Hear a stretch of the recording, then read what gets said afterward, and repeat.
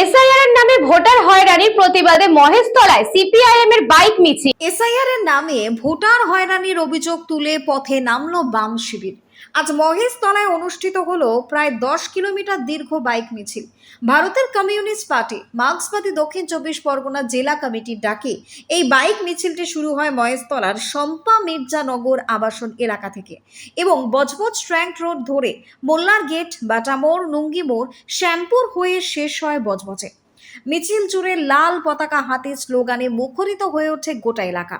CPIM এর দাবি, SIR এর নামে বৈধ ভোটারদের হয়রানি বন্ধ করতে হবে, ভুয়ো এবং মৃত ভোটারদের নাম বাদ দিতে হবে, দুর্নীতি চাপা দিতে তৃণমূল বিজেপি সেটিং এর বিরুদ্ধে কড়া আন্দোলন গড়ে তুলতে হবে। এই বাইক মিছিলে উপস্থিত ছিলেন সিপিএম নেতা শ্রমিক লাহিড়ী। তিনি বলেন, এসআইআর এর নামে সাধারণ মানুষকে ভয় দেখানো হচ্ছে। ভোটাধিকার কেড়ে নেওয়ার এই চক্রান্ত বামপন্থীরা কখনো মেনে নেবে না। মানুষের স্বার্থে লড়াই আরো তীব্র হবে। সংগঠনের পক্ষ থেকে জানানো হয়, গণতান্ত্রিক অধিকার রক্ষার দাবিতে আগামী দিনেও এই আন্দোলন চলবে। পুরো বাইক মিছিল চলাকালীন এলাকায় ছিল পুলিশি নজরদারি। তো গোটা রাজ্য জুড়েই হচ্ছে, এখানেও হচ্ছে। এই জেলাতেই দুটো বড় মিছিল হচ্ছে, একটা বারুইপুর থেকে একেবারে হালতু, আর একটা এখানে মহেশতলা থেকে বজবজ পর্যন্ত।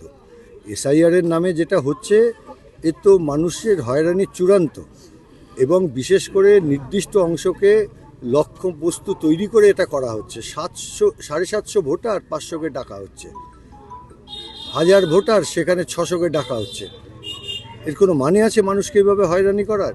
এই গোটা পরিকল্পনাটাই হচ্ছে বিজেপি, এবং তাদের লক্ষ্য হচ্ছে গরিব প্রান্তিক মানুষ, সংখ্যালঘু মানুষ, তাদেরকে বাদ দেওয়া, এবং একেবারে সংবিধান বিরোধী কাজ করছে। তাদের কোনো অধিকারই নেই কে নাগরিক এই কথা ঘোষণা করতে।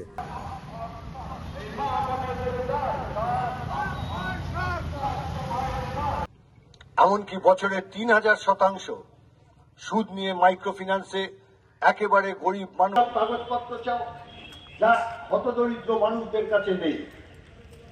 কি হবে? দক্ষিণ 24 পরগনা থেকে Bablu প্রামাণিকের report, news Banga time. St. Augustine's Day School, Barrackpur. Success for every child. Admission open 2026 to 2027. Contact number 900793 4555.